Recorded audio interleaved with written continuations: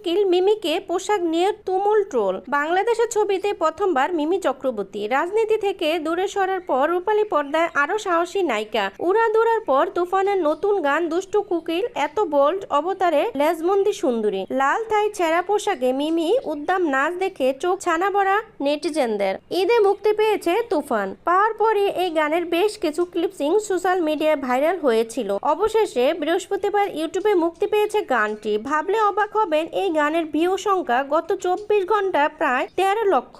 YouTube ইন্ডিয়ায় 2 নম্বরে training দুষ্টু কুকিল। উড়াদুরার পর মিমির এই গানের চর্চা সর্বত্র। প্রথম কাজেই বাংলাদেশের বাজারে ঝড় তুলেছেন টলি সুন্দরী। অনেকদিন পর বাণিজ্যিক ছবিতে নায়িকাকে দেখে খুশি তার ভক্তরাও। যাদবপুরে প্রাক্তন সাংসদ মিমি বোল্ড অবতারে দেখে হুশ